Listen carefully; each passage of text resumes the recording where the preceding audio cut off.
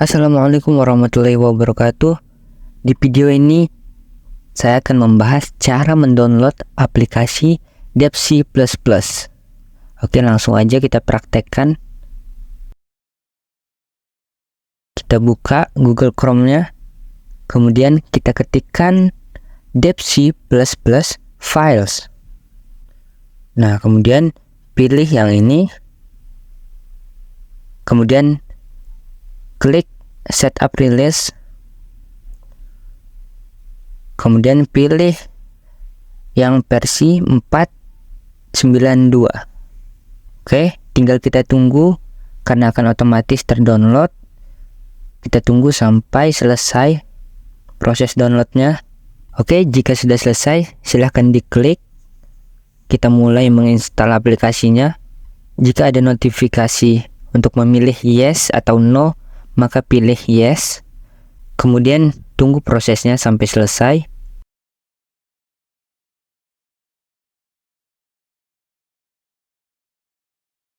Nah, di sini ada berbagai macam bahasa,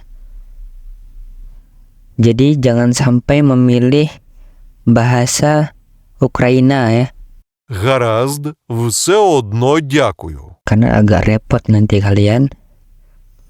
Dan jangan juga memilih bahasa Italiano, Puoi caricare il tuo cellulare lì. nanti lebih susah lagi memahaminya. Nah, jadi kita akan memilih bahasa Inggris, oke? Kemudian pilih I agree. Kemudian tinggal di next aja. Kemudian kita pilih install dan tunggu sampai prosesnya selesai. Kemudian finish. Kita tunggu aplikasinya akan terbuka. Nah, ketika muncul seperti ini, usahakan jangan memilih bahasa Bulgarian ya, karena nanti kalian susah untuk memahaminya. Nah, jadi langsung kita pilih aja English original. Kemudian di sini ada pengaturan untuk fontnya. Boleh bebas kalian mau pilih fontnya yang mana. Oke, begitu banyak pilihan fontnya, silahkan dipilih. Tapi di sini saya menggunakan Consolas. Kemudian selanjutnya temanya bisa juga kita ganti, bisa juga dark mode gitu ya. Nah, jadi di sini begitu banyak pilihannya. Ada Borland, ada Matrix gitu ya. Kemudian ada Obsidian, kemudian ada GSS Hacker gitu ya. Jadi banyak pilihannya, tapi di sini kita menggunakan Classic Plus. Kemudian di sini ikonnya. Ikonnya pun juga bisa kita ganti. Nah, di sini saya menggunakan New Look aja. Jadi silahkan diikuti aja menggunakan icon New Look supaya nanti kalian nggak susah gitu ya untuk mengikuti tutorialnya.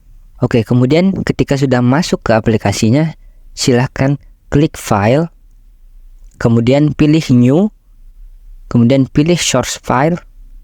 Oke, jadi di sini kita buat file baru gitu ya, supaya kita bisa praktek ngoding gitu ya.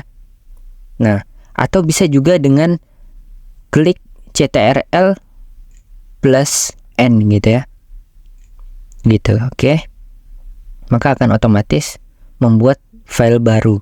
Kemudian jangan lupa kita simpan dulu filenya. Klik file, kemudian pilih save as, dan pilih mau di folder mana kita menyimpan file coding kita gitu ya. Silahkan dipilih mau disimpan di mana. Oke, di sini kita kasih nama dengan latihan 1 gitu ya. Kemudian klik save jika sudah. Oke, kemudian silahkan ikutin, silahkan ketikkan pagar include iostream gitu ya. Kemudian enter 2 kali. Ketikkan in main, buka kurung, tutup kurung, kemudian buka kurung kurawal dan tutup kurung kurawal, kemudian enter.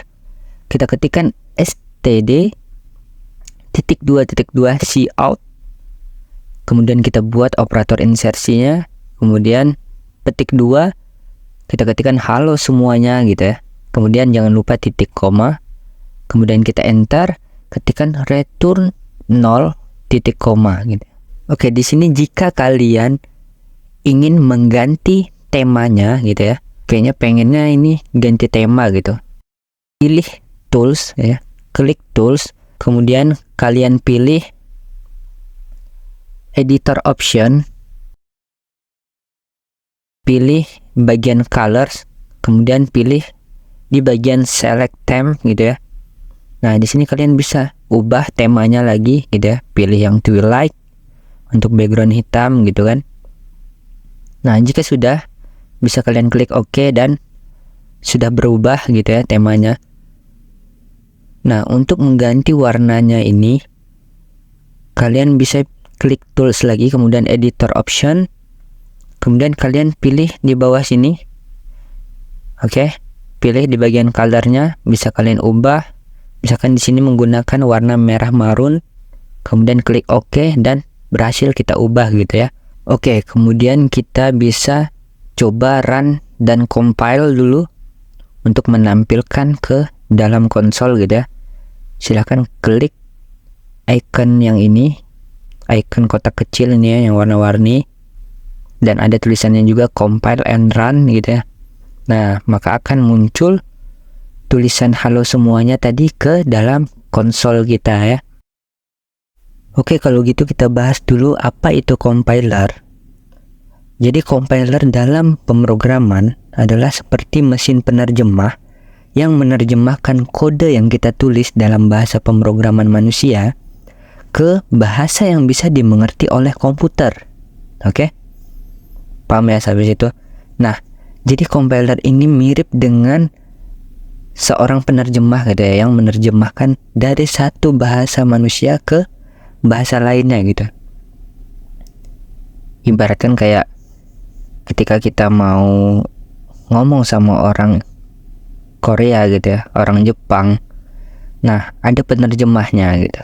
Nah, orang ini adalah compiler gitu ya. Oke, selanjutnya kita perhatikan apa yang sudah kita tulis, yaitu pagar include IOStream gitu ya. Nah,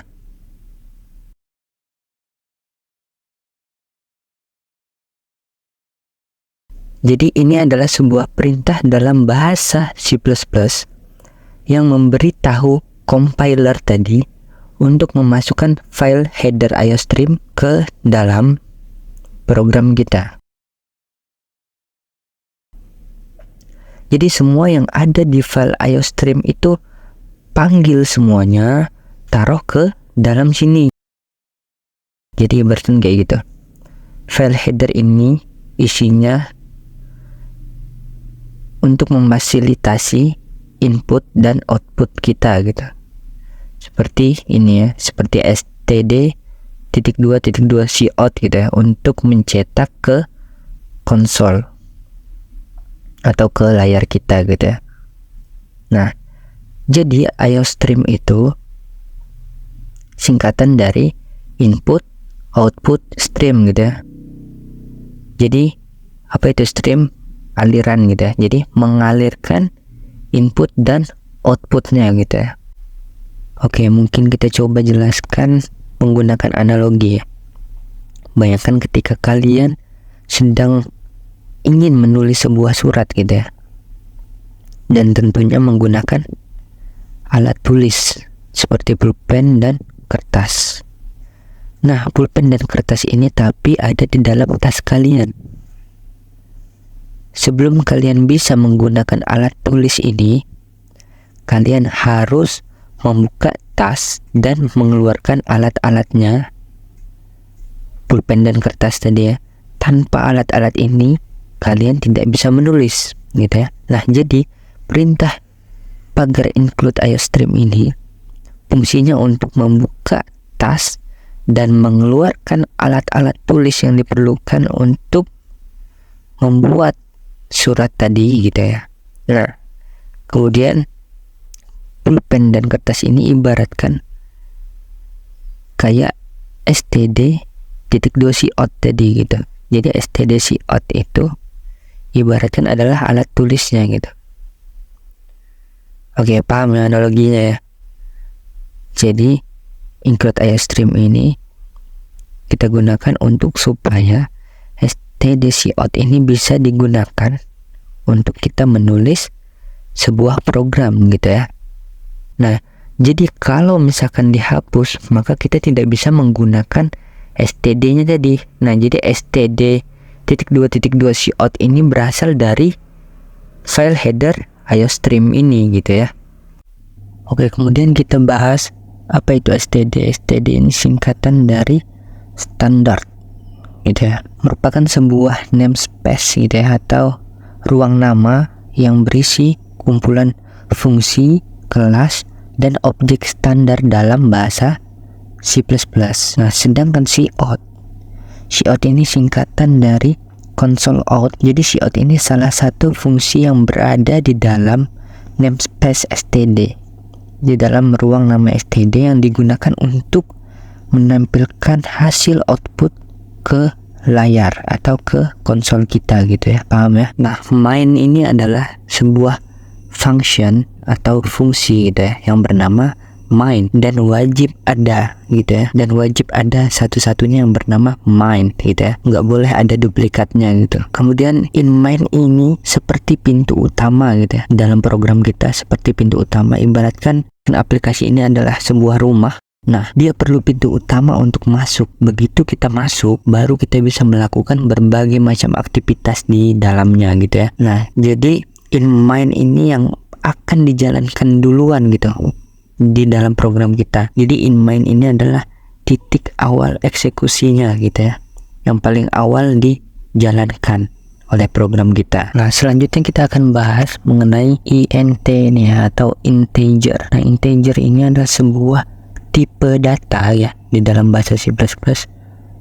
Ini adalah tipe data yang digunakan untuk menyimpan bilangan bulat gitu ya, khusus bilangan bulat itu menggunakan tipe data int atau integer ya. Nah, ini ada kaitannya dengan return 0 gitu ya. Nah, itu kan kita menggunakan angka 0 gitu ya, sebuah nilai 0 gitu ya, sebuah bilangan bulat. Jadi makanya kita menggunakan tipe datanya integer di sini, oke. Kemudian di sini ada kurung kurawal. Nah, kurung kurawal ini menandakan awal dan akhir dari blok kode yang akan dieksekusi oleh program kita gitu ya. Kemudian yang ada di dalam kurung kurawal ini disebutnya adalah body gitu ya, atau badan dari program kita gitu, yang akan dieksekusi secara berurutan gitu ya. Jadi di sini mulai dari std cout gitu. Oke, kemudian di sini ada operator insersi ya. Ini adalah operator insersi atau operator penyisipan gitu ya. Jadi gunanya adalah menyisipkan ke dalam console out gitu ya. Misalkan di sini ada teks halo semuanya, disisipkan semuanya ke dalam cout gitu ya, untuk ditampilkan ke layar atau ke konsol kita gitu ya. Jadi itu gunanya operator insersi ini. Nah, di sini ada teks. Ketika kita membuat teks itu, jangan lupa menuliskannya menggunakan tanda petik 2 dulu gitu ya, di awal dan di akhir penulisannya gitu. Kemudian di sini ada titik koma. Jangan pernah lupa untuk menggunakan titik koma ini ya, karena ketika lupa menggunakan titik koma langsung error ketika di run compile. Dan ini yang sering orang lupa gitu ya. Dan ini yang sering kejadian errornya gara-gara lupa titik koma. Jadi usahakan ketika ngoding teliti, perhatikan titik komanya, jangan sampai lupa karena nanti bisa error. Nah, di sini ada return 0. Nah, return 0 ini digunakan untuk ngasih tahu bahwa program telah selesai dieksekusi tanpa mengalami kesalahan atau error gitu ya. Nah, jadi return 0 ini adalah cara untuk memberitahu sistem operasi kita bahwa program telah berjalan dengan baik, berhasil gitu ya. Oke, selanjutnya kita coba buat teks baru. Untuk buat teks baru itu setelah tanda titik koma ya. Kemudian kita pencet enter. Kemudian ketikkan std.2cout. Jangan lupa operator insersinya, terus tanda petik 2 untuk teks, dan jangan sampai lupa titik komanya.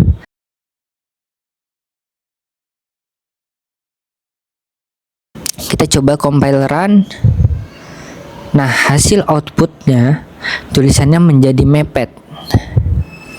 Gimana caranya supaya tulisannya bisa kita enter ke bawah gitu ya? Walaupun kita pencet enter sebanyak apapun, itu nggak ngaruh ke hasil outputnya. Kita coba compile run lagi ya. Nah, tetap sama ya hasilnya.